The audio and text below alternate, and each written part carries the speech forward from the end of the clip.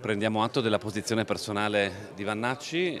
Il Consiglio federale della Lega si è espresso in modo molto chiaro a favore dell'introduzione del terzo mandato. Rientrerebbe quindi nella categoria dei chiunque il generale Roberto Vannacci, neo vice segretario della Lega, che nelle sue visite a Belluno e Treviso mercoledì pomeriggio sul terzo mandato, più che tiepido, è stato glaciale, dicendo che non è opportuno cambiare le regole in corsa e che una legge ora sarebbe ad personam, parole che hanno suscitato nella Lega Veneta e Friulana più che un semplice mal di pancia, un'autentica congestione proprio nei giorni in cui si registrano le aperture dei meloniani. Massimiliano Fedriga, che proprio sul terzo mandato ha innescato un braccio di ferro con gli alleati, tiene la linea, isolando di fatto Vannacci. Ha espresso una posizione personale. Il Consiglio federale è l'organo supremo e decide le posizioni della Lega insieme al segretario federale. Dopodiché chiunque esprime delle posizioni personali anche in dissonanza rispetto alla linea del partito. Accanto a Fedriga, in occasione delle celebrazioni per i 250 anni della Garbellotto a Sacile, c'è anche Luca Zaia,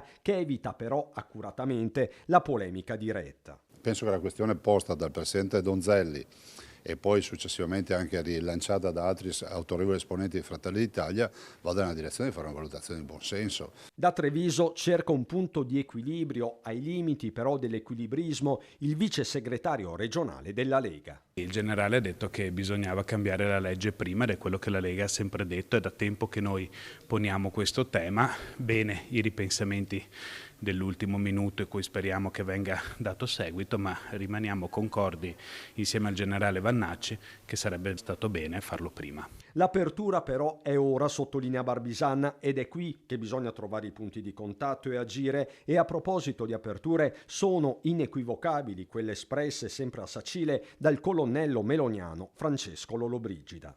Diciamo che quando c'è una richiesta di discuterne da parte delle regioni, un dibattito aperto, noi siamo sempre pronti a parlarne. Insomma, nelle ore in cui la Lega registra una frattura, gli alleati confermano disponibilità al dialogo. Paradossi della politica, con Lollobrigida che addirittura dice che una soluzione si troverà anche con Forza Italia, dopo le dichiarazioni shock di Tajani per cui anche Mussolini e Hitler vinsero le elezioni e che la volontà popolare da sola non basta. Non credo che ci sia una indisponibilità a parlare, dopodiché ognuno legittimamente propone e difende le proprie posizioni e si ragiona. Mi sembra che obiettivamente nell'ambito del centrodestra si siano trovati sempre punti di convergenza.